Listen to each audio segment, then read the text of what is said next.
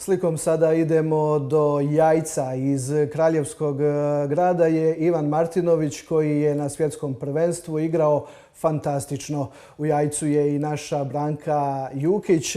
Branka, kakva je atmosfera u Kraljevskom gradu? Atmosfera je prekrasna.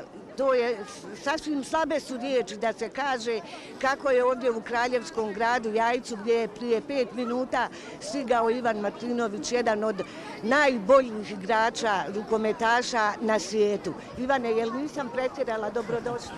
Hvala vam puno. Evo, prelijepo je biti ovdje. Stvarno još se tresem, naježio sam se sav. Ne mogu vjerovat kako su me dočekali ovdje u ovom lijepom Jajcu. Evo, meni stvarno srce mi kuca za kraljevski grad Jajce. Iako sam rođen u Beču, kad sam bio mal, meni je bilo nešto najljepše doći tu kod bake i kod deda, jednostavno uživati sa cijelom obitelj tu. I sad tu, koliko sam godina morao zbog rukometa otkazati uvijek baki i didu da ne mogu doći, evo sve se isplatilo, evo presretan sam i sad samo da uživamo svi zajedno za ovaj uspjeh što sam mi za Jajce dao.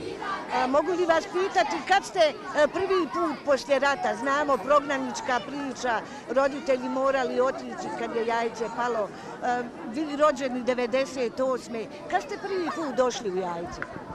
Pa to kad sam sigurno bio mala beba još, evo, i ja se jednostavno da se vi sjećate? Da se sjećam možda 4-5 kad sam bio i samo imam prelijepa sjećanja za Jajce, bili su nas uvijek po 50-60 ljudi evo ponavljam se non stop, ali evo kad su mama, tata, brat, sestra, rođaci kod babe i kod deda bili, znači srce mi plaće sad, evo ja se rasplakao sam, sve suze već potrošio za reprezentaciju u Zagrebu i evo nemam više riječi, ja bi sad sve bi dao za Jajce i evo hvala svima što su došli tu i volim vas sve. Mi volimo vas naravno kao i sve rukometaše i svi vas novinari ovih dana su puno pitali kako, zašto, otkud ta euforija. Ja ne znam tko je rekao, to je neka veća sila da nas je tako ujedinio taj rukomet.